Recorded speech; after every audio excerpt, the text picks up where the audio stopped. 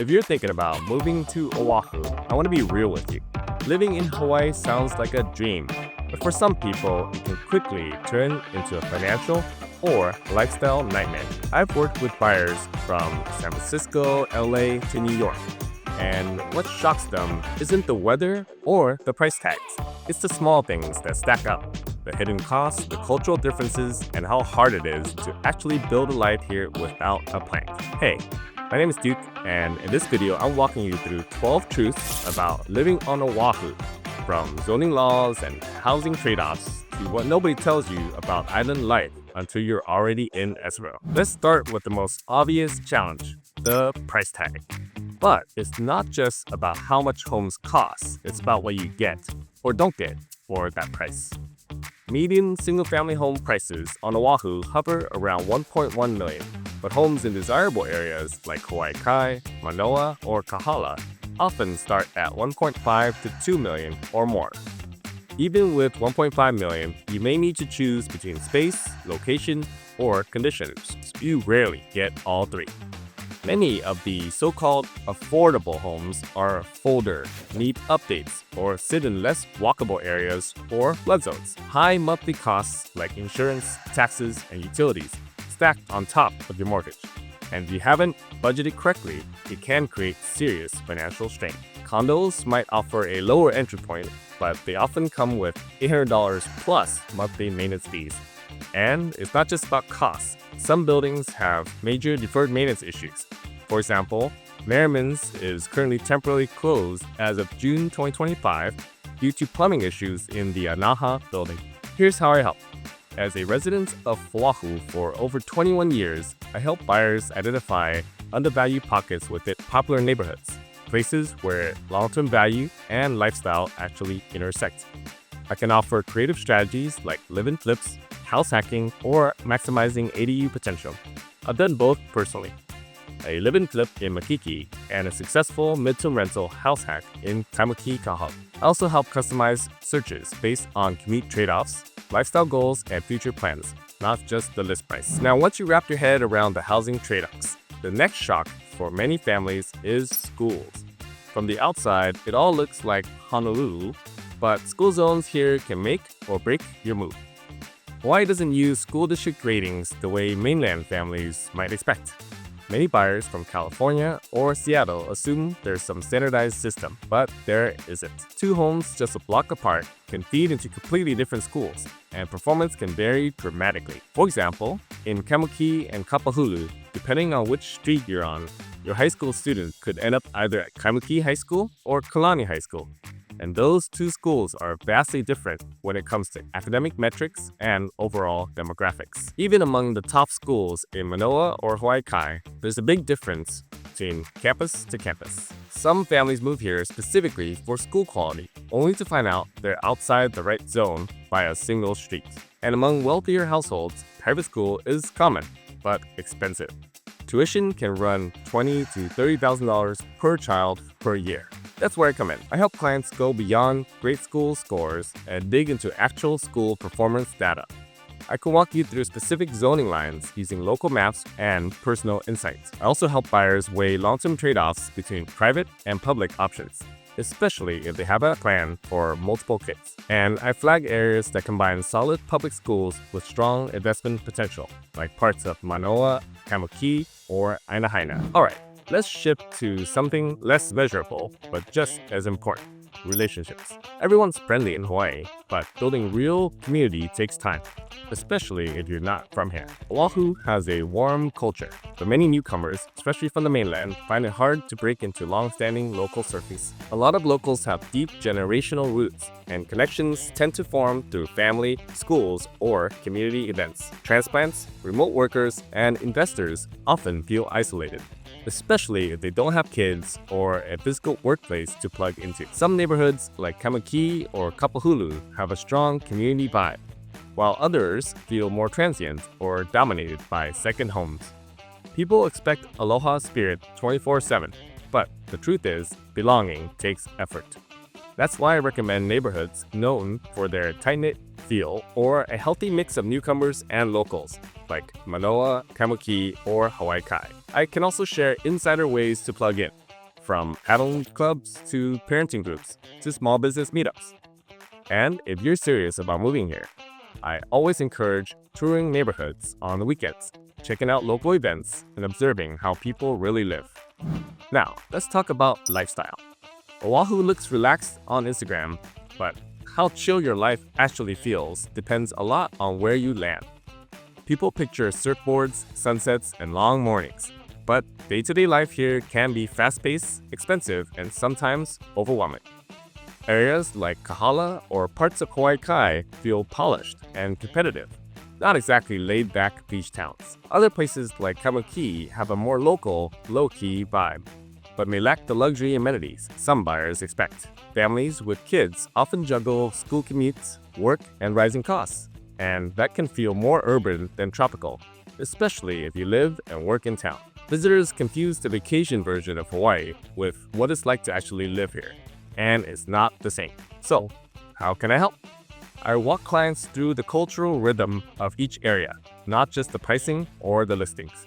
I'll share firsthand insight into what it's really like to live in each community, who lives there, how busy it feels, and how locals engage.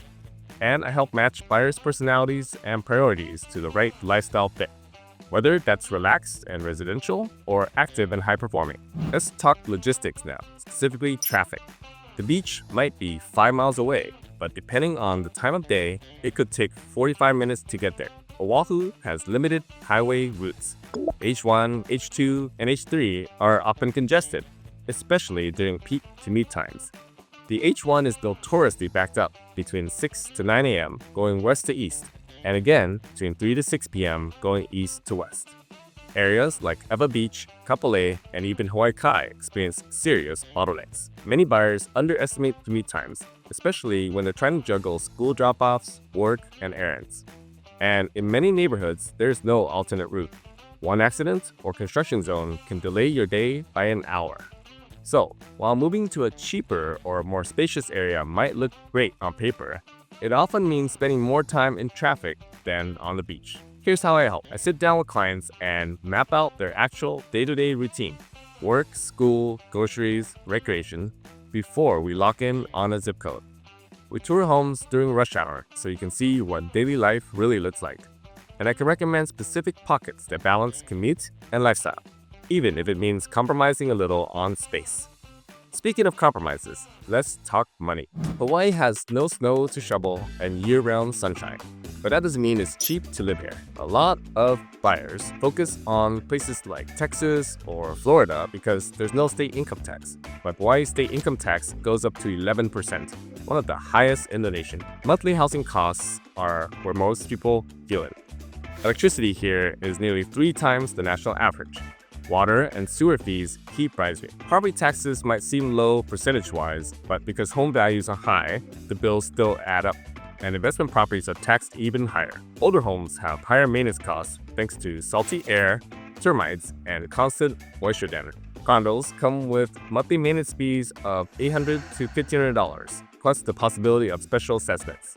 And if a condo building is underinsured, it can be difficult to get a loan. Groceries, gas, and dining out are all significantly more expensive than on the mainland. So, how do I help? I walk every client through a full cost of living breakdown upfront. Mortgage, taxes, utility, insurance, groceries, and lifestyle included. We compare actual monthly carry costs between homes and condos, including things like solar leases or HOA rules. And I flag surprise expenses like flood zones, special assessments, or mandatory hurricane insurance before they derail your budget. Next up, let's talk about new construction. You might think buying new means fewer problems, but on an island with limited land, that's not always the case. Oahu doesn't have much room left for big new developments, especially in East or South Shore neighborhoods where people really want to live. Most of the new construction is happening in places like Ewa Beach, Ho'opili, and parts of West Oahu, areas that come with more space, but also long commutes. Builders often advertise low base prices, but the actual costs can be $100,000 or more after upgrades and premiums. Monthly costs can be higher than expected too. HOA fees, community taxes, and high energy bills in less efficient homes. Some builders offer incentives, but they're often tied to preferred lenders or higher rates. And don't forget, zoning and permitting delays are common here, pushing timelines by months. That's where I come in. I help you compare the true costs of new construction versus resale, factoring in monthly fees, build quality, commute, and long-term value. I help navigate builder contracts, warranties, and financing traps. And I'll flag newer resale properties like early 2000s or 2010s homes in Hawaii Kai or Manoa that give you modern features without the new construction markup or headaches. Let's move upmarket now. Literally, some of the most expensive homes on Oahu still come with tourists, traffic, and tight lot lines. Diamond Head, Kahala, and Portlock have prestige, but they're not always peaceful. Kahala Ave gets tons of foot traffic and joggers. Diamond Head homes sit right next to busy beach parks. Portlock is stunning, but storms and high tides can impact oceanfront lots. Buyers expect privacy and space, but many luxury homes have tight setbacks, limited parking, or noise from resorts and public access points. Some have dated interiors or deferred maintenance, despite the multi-million-dollar price tag. True peace and privacy? You're more likely to find that going uphill or inland, like Tantalus or Monobili. That's why I always ask, what does luxury actually mean to you? Is it walkability, seclusion, space, or views? I'll give you honest walkthroughs of high-end areas showing what daily life really looks like, not just aerial drone shots. And I can connect you to off-market listings, hillside estates, or gated communities that align with your real goals. You might be thinking, with all these trade-offs, maybe I'll just wait. But timing the Oahu market is a challenge in itself. Rates are high, inventory is tight, and prices haven't dropped like they have on the mainland. Headlines paint a national picture, but Hawaii's market is hyper-local and behaves very differently. Neighborhoods like Hawaii Kai or Manoa tend to hold value well, while others, like parts of Ewa or downtown Condos, may soften. Inventory remains historically low, and with limited new building and steady demand, long-term supply is still an issue. Waiting for a crash here? That strategy usually leads to missed opportunities. I help clients focus on data, zip code-specific trends, days on market, price cuts, buyer competition, and rental demand. We walk through scenarios and timing strategies, whether you're using a VA loan, buying for cash flow, or planning a future resale. Instead of fear-based waiting, I help you take action based on strategy and fit, not perfect timing. But even with strategy, the process can be exhausting. Buying on Oahu isn't just expensive, it's emotionally draining when you don't know what to prioritize. Out-of-state buyers get overwhelmed trying to juggle price, schools, lifestyle, rental potential, commute, and culture all at once. Many of my clients are dual-income couples with competing priorities. One wants walkability and rental flexibility. The other wants quiet streets and strong resale value. Throw in sticker shock, zoning issues, and limited inventory, and it's easy to get stuck in analysis paralysis. I help simplify that. We create a structured decision framework to balance lifestyle, ROI, and family needs without burnout. We identify non-negotiables versus nice-to-haves and focus on fit first, then filter listings accordingly. And here's the truth nobody tells you. Moving to Oahu is easy. Feeling like you belong here? That takes a lot more intention. Hawaii is incredibly welcoming, but is also deeply rooted in culture, family, and community history. Mainland buyers can feel like guests unless they take the time to truly integrate and respect local values. Some neighborhoods are tight-knit or even generational, and that can make it tough for newcomers to build real relationships. Without kids, a church, or some community anchor, it's easy to feel socially disconnected. Social life here tends to be slower, deeper, and more intentional. It's not just barbecues and block parties. So, I help buyers find areas with that balance. A healthy mix of locals and friendly newcomers. I share local groups, volunteer events, and ways to build authentic relationships. And if you're coming here with a vacation mindset, I'll gently challenge you to approach the move with humility and curiosity instead. Last but not least, the biggest mistake I see, making a rushed decision. Because the wrong move here can set you back years. Relocating without a plan can lead to emotional and financial stress. If you sell too soon, you're facing capital gains tax. moving expenses, and missed appreciation. Buy in the wrong neighborhood, and you might feel regret, isolation, or financial strain. And it's not easy to try again. There's not a ton of inventory, and prices don't drop much in core areas.